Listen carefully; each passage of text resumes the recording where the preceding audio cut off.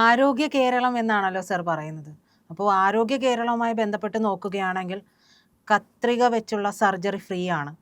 വയറ്റിൽ പഞ്ഞിക്കെട്ട് വെച്ചുള്ള surgery free ആണ്. പിന്നെ എന്തെങ്കിലും ഒരു ചെറിയ വിഷയവുമായിട്ട് കുഞ്ഞുങ്ങളെയും കൊണ്ട് പോയിട്ടുണ്ടെങ്കിൽ ആ കുഞ്ഞിൻ്റെ കൈ ഇല്ലാതെയാകുന്ന ഒരവസ്ഥ. ഇത് ഇങ്ങനെ നീണ്ടു കിടക്കുകയാണ്. എന്നിട്ട് ആരോഗ്യമന്ത്രി ചോദിക്കുന്ന ചോദ്യമാണ് എൻ്റെ നെഞ്ചത്ത് തറച്ചത്. അതായത് ഞാൻ എന്ത് തെറ്റാണ് ചെയ്തത്? ആരോഗ്യമന്ത്രി ഒരു തെറ്റും ചെയ്തിട്ടില്ല. ഒറ്റ തെറ്റേ ചെയ്തിട്ടുള്ളൂ. ആരോഗ്യ വകുപ്പ് നേരെ ചൊവ്വേ ഭരിക്കുന്നില്ല എന്നൊരു തെറ്റ് മാത്രമാണ് ആരോഗ്യവകുപ്പ് മന്ത്രി ചെയ്യുന്നത്. ഈ ആരോഗ്യ വകുപ്പ് ഭരിക്കുക എന്ന് പറഞ്ഞാൽ അത്ര എളുപ്പമുള്ളൊരു കാര്യവുമല്ല. അതും കൂടി നമ്മൾ മനസ്സിലാക്കണം. കാരണം എന്താണെന്ന് വെച്ചാൽ ഈ ഡോക്ടർമാരെ പോലെ ഒട്ടും അനുസരണശീലമില്ലാത്തൊരു വിഭാഗത്തെ കണ്ടെത്തുക വലിയ പ്രയാസമാണ്. ഞാൻ ഈ പബ്ലിക് സർവീസ് കമ്മീഷനിൽ ഇരിക്കുന്ന സമയത്ത് അന്നത്തെ ആരോഗ്യവകുപ്പ് സെക്രട്ടറി രാജീവ് സദാനന്ദനായിരുന്നു. അപ്പോൾ രാജീവ് സദാനന്ദൻ ഈ ആരോഗ്യം സംരക്ഷിക്കണമെന്ന് വളരെ നിർബന്ധമുള്ള ഒരാളാണ്. ഇപ്പോഴെന്താ പ്രശ്നം എന്ന് വെച്ചാൽ പബ്ലിക് സർവീസ് കമ്മീഷൻ 100 പേരെ അഡ്വൈസ് അയച്ചിട്ടുണ്ടെങ്കിൽ അതിൽ 30 പേരെ ജോയിൻ ചെയ്യുള്ളൂ. എന്നാൽ ഈ ജോയിൻ ചെയ്യാത്തവർ ഞങ്ങൾ ജോയിൻ ചെയ്യുന്നില്ല എന്ന് പബ്ലിക് സർവീസ് കമ്മീഷനെ അറിയിക്കുകയില്ല. ഇങ്ങനെ ജോയിൻ ചെയ്യപ്പെടുന്നവർ ഒരു ദിവസം അപ്രത്യക്ഷമാകും. എന്നിട്ട് ഇൻലൻഡിൽ അവർ ഒരു കത്തെഴുതും, ഞാനിതോടുകൂടി അവസാനിച്ചിരിക്കുന്നു എന്ന് പറഞ്ഞിട്ട്. ഫലം എന്താണെന്ന് വെച്ചാൽ നമുക്ക് പലപ്പോഴും വേണ്ടത്ര ഡോക്ടർമാരെ കൊടുക്കാൻ പബ്ലിക് സർവീസ് കമ്മീഷന് കഴിയാതെ പോകും. നമ്മുടെ കുഴപ്പം കൊണ്ടല്ല, ലിസ്റ്റ് ആളുണ്ടാകും. പക്ഷേ ചട്ടം അനുസരിച്ചിട്ട് ഇവർക്ക് കൊടുത്ത് ഇവരില്ല എന്ന് പറഞ്ഞാലല്ലേ കൊടുക്കാൻ പറ്റുള്ളൂ. അപ്പോൾ ഇത് ഒരു വലിയ പ്രശ്നമായിട്ട് വന്നപ്പോൾ നമ്മളെന്താ ചെയ്തതെന്ന് വെച്ചാൽ അപ്പോൾ ശരിക്കുള്ളതിനേക്കാൾ 3 ഇരട്ടി ഒക്കെയാണ് നമ്മൾ അഡ്വൈസ് അയക്കുക. അപ്പം 300 പേർക്ക് അഡ്വൈസ് അയച്ചാൽ നമുക്ക് 100 പേരെ അല്ലെങ്കിൽ 90 പേരെ കിട്ടും. അങ്ങനെ അഡ്വൈസ് അയക്കാൻ പാടില്ല. പക്ഷേ നമ്മൾ അങ്ങനെ അഡ്വൈസ് അയച്ചിട്ടാണ് അന്ന് ഈ ആരോഗ്യരംഗത്തുണ്ടായിരുന്ന ഈ ഒഴിവുകൾ നികത്തിയത്. പിന്നെ ഈ ഹെൽത്ത് ഡിപ്പാർട്ട്മെൻറ്റ് എന്ന് പറഞ്ഞാൽ ഒരുപാട് സംഘടനകളുടെ താല്പര്യങ്ങൾ ഒരുമിച്ച് പ്രവർത്തിക്കുന്ന ഒരു രംഗമാണ്.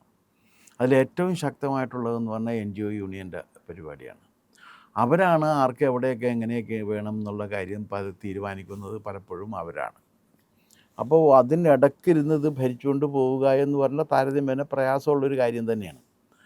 ആ പ്രയാസമുള്ള കാര്യം ആ പ്രയാസത്തോടു കൂടി തന്നെ അത്ര വലിയ പ്രയാസമില്ലാതെ നമുക്ക് മാതൃകാപരമായിട്ട് തന്നെ ഇത് ചെയ്തിട്ടുള്ള മന്ത്രിമാരും നമുക്കുണ്ടായിട്ടുണ്ട്. ആരോഗ്യവകുപ്പിൽ മന്ത്രിമാരും നമുക്കുണ്ടായിട്ടുണ്ട്.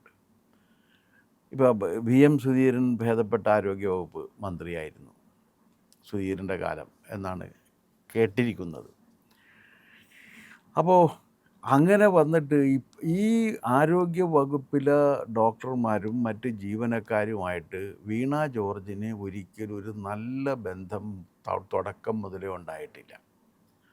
മന്ത്രി ഒന്ന് പറയുകയോ അതിന് വിരുദ്ധമായിട്ട് ഡോക്ടർമാരും മറ്റ് ജീവനക്കാരും ചെയ്യുകയും ചെയ്യുന്ന ഒരു രീതി അവിടെ വളർന്ന് വന്നിട്ടുണ്ട്.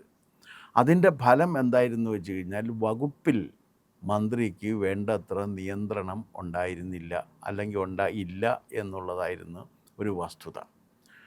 മന്ത്രി അവരും തമ്മിൽ ഇല്ലാത്ത ഒരുപാട് സംഭവങ്ങൾ ഇങ്ങനെ വരുന്നുണ്ട്. ഇപ്പോഴും ഞാൻ മനസ്സിലാക്കിയെടുത്തോളം ഈ മെഡിക്കൽ കോളേജിലെ അധ്യാപകർ സമരത്തിലാണ്. അവർ OP ബഹിഷ്കരിച്ച് സമരം തുടർന്നുകൊണ്ടിരിക്കുകയാണ്. അതിനിടക്കാണ് ഈ കത്രിക ഇരിക്കുന്നത്. അപ്പോൾ കത്രിക അതിനകത്ത് സൗജന്യമായി നിക്ഷേപിച്ച ഡോക്ടർ പറയണത് അത് 5 കൊല്ലമോ അല്ല 50 കൊല്ലം ഇരുന്നാലും ഒരു പ്രശ്നം ഉണ്ടാകില്ല എന്നാണ് പറയണത്. ഞാൻ വിചിത്രം എന്നല്ലാണ്ട് വേറെ ഒന്നും പറയാനില്ല ഇതിനകത്ത്.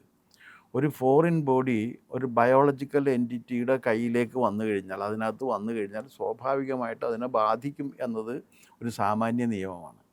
ഇതൊരു ഓർഗാനിക് ബോഡിയാണല്ല, ഇതിന് ജീവനുള്ളതാണ്.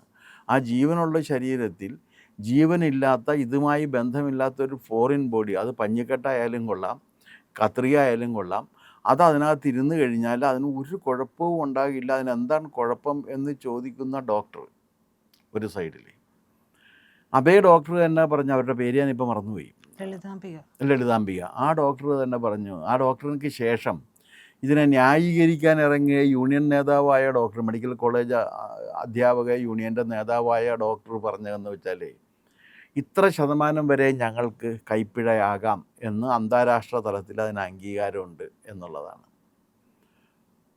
അതിപ്പോൾ ശരിയാക്കി. ഇപ്പോൾ മനുഷ്യ സഹജമായിട്ട് ചില തെറ്റുകൾ സംഭവിക്കാം, മനുഷ്യ സഹജമായിട്ട് പറ്റുന്ന. പക്ഷേ ഈ വൈദ്യശാസ്ത്രത്തിൻ്റെ ഒരു പ്രത്യേകത എന്ന് പറഞ്ഞാൽ അങ്ങനെ തെറ്റുകൾ പറ്റാൻ പാടില്ല എന്ന് ഒരു നിഷ്കർഷയുള്ള ഒരു സംഗതിയാണ്.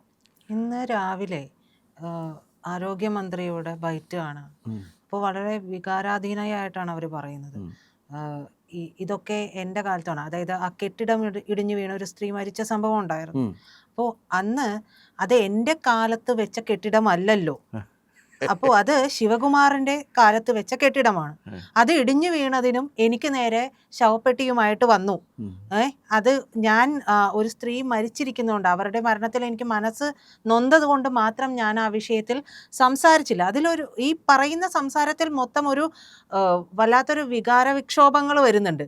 അപ്പോൾ ഇതെല്ലാം എനിക്ക് റീത്ത് വെക്കുന്നു, ശവപ്പെട്ടി കൊണ്ടുവന്ന് വെക്കുന്നു, ഇതെല്ലാം ചെയ്യുന്നു, എന്നിട്ട് ന്യായീകരിച്ചുകൊണ്ട് പറയുകയാണ് ഈ വെച്ച രീതിയെ ഞാൻ മറ്റൊന്നായിട്ട് കാണുകയാണ്. എന്നിരുന്നാൽ പോലും ചോദിക്കുകയാണ്, ഇത് എൻ്റെ സമയത്ത് വെച്ചതല്ല, അപ്പോൾ ഞാൻ എന്തിനാണ് ഈ കെട്ടിടത്തെക്കുറിച്ച് പരാതികൾ അവിടെ എത്തിയിട്ടുണ്ടായിരുന്നു. ഒരു ആരോഗ്യ വകുപ്പ് മന്ത്രി എന്ന നിലയിൽ അത് പരിഹരിക്കാൻ നേരത്തെ സമയമുണ്ടായിരുന്നു. അല്ല, അതിനേക്കാൾ എന്നാലും ഈ എനിക്ക് മുൻപൊരു മന്ത്രി, എനിക്ക് ശേഷം മന്ത്രി, ഇതൊരു തുടർച്ചയാണ്. അപ്പോൾ എനിക്ക് മുൻപ് ചെയ്തവനാണ് അതിന് ഉത്തരവാദി എന്ന് പറയാൻ പറ്റില്ല. എൻ്റെ കാലത്ത് നടക്കുമ്പോൾ ഞാനതിന് ഉത്തരവാദിയാണ്, അത്രയോ കാണാം. കാരണം ഇത് കണ്ടിന്യൂറ്റി ആണല്ലോ. Government is a continuous entity, തുടർച്ചയുള്ളതാണ്, തുടർന്ന് പോയിക്കൊണ്ടിരിക്കുന്നതാണ്.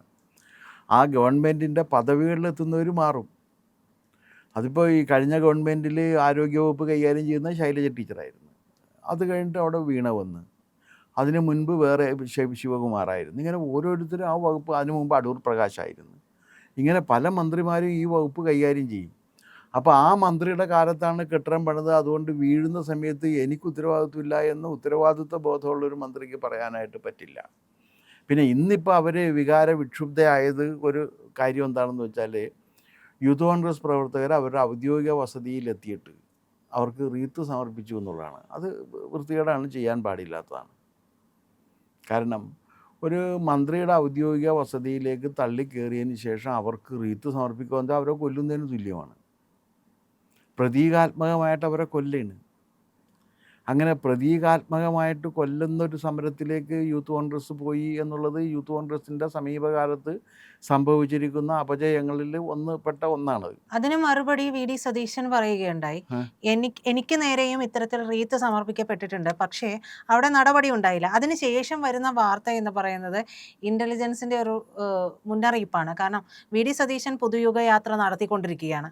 അപ്പോൾ അതിലേക്ക് ജീവൻ രക്ഷാ പ്രവർത്തകരുടെ കടന്നുകയറ്റം ഉണ്ടാകാം എന്നുള്ളൊരു റിപ്പോർട്ട് വരുന്നത്. അതായത് CPM DYFI പ്രവർത്തകരുടെ കടന്നുകയറ്റം ഉണ്ടാകാം, സൂക്ഷിക്കണം എന്നുള്ള ഒരു റിപ്പോർട്ട് കൂടി വരുന്നു. അല്ല, അതിനകത്ത് ഒന്ന് ഈ ഒരു വൃത്തികേടാണ് ഒരാൾ ചെയ്തത് എന്നുണ്ടെങ്കിൽ അത് തനിക്കെതിരെ ചെയ്താലും മറ്റൊരാൾക്കെതിരെ ചെയ്താലും വൃത്തികേട് തന്നെയാണ്. സതീശനെ എൻ്റെ നെഞ്ചത്ത് കൊണ്ട് റീത്ത് വെച്ചിട്ടുണ്ടെങ്കിൽ അത് തെറ്റാണ്, വൃത്തികേടാണ്, ഒരു സംശയവും വേണ്ട. അത് ആര് ചെയ്താലും തെറ്റാണ്.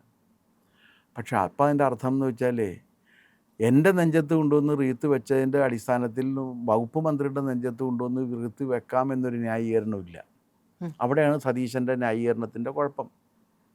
സതീശൻ്റെ ന്യായീകരണത്തിൻ്റെ കുഴപ്പം എന്താണെന്ന് ചോദിച്ചു കഴിഞ്ഞാൽ, ഇതെനിക്കും വന്നിട്ടുണ്ട്, ഇപ്പോൾ അവർക്കും വന്ന്, ഇത് സാധാരണമായിട്ടൊരു കാര്യമായിട്ട് എടുക്കാൻ പറ്റില്ല. കാരണം ഒരു വകുപ്പ് മന്ത്രിയുടെ വീട്ടിലേക്ക് അനധികൃതമായി കടന്നു ചെന്നതിന് ശേഷം ഞങ്ങൾ സമരം നടത്താൻ പോകുന്നു, വകുപ്പ് മന്ത്രിയുടെ വീട്ടിലേക്ക് ഇവർ മുൻകൂട്ടി അറിയിച്ചിട്ടില്ല. ജനാധിപത്യ സംവിധാനത്തിൽ നിങ്ങൾ ഏത് സമരം നടത്താൻ പോകുമ്പോഴും മുൻകൂട്ടി അധികാരികളെ അറിയിക്കണം എന്നുണ്ട്. അത് അറിയിച്ചിട്ടില്ല.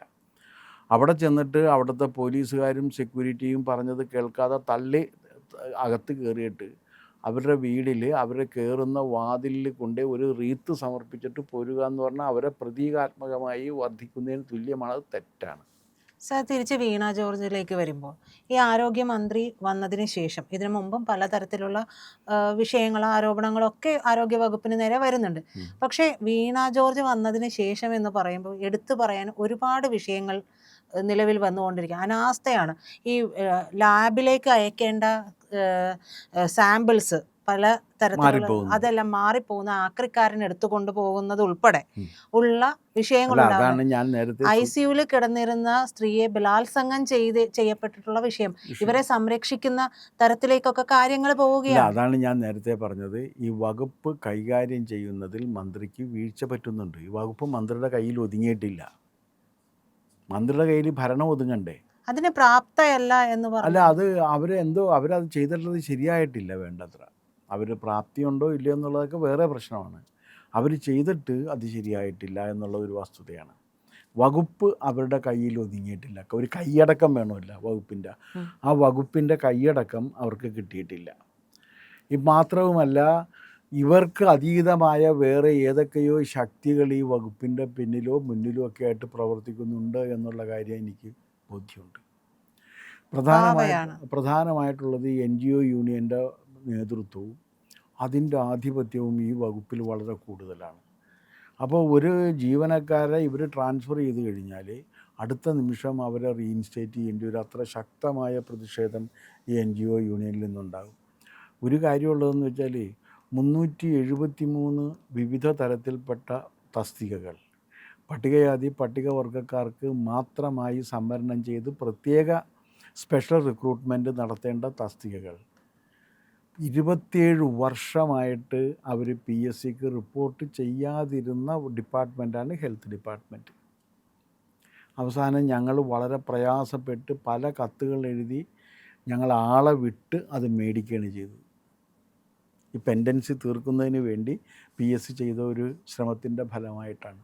അപ്പോൾ അങ്ങനത്തെ ഇത്രയും പേര് ഇത് ഈ പട്ടികജാതി പട്ടികവർഗ വിഭാഗങ്ങൾക്ക് വേണ്ടി സംവരണം ചെയ്തു സൂക്ഷിച്ചിരുന്ന ഇത്രയും വകുപ്പുകൾ, ഇത്രയും പോസ്റ്റുകൾ റിപ്പോർട്ട് ചെയ്തില്ല.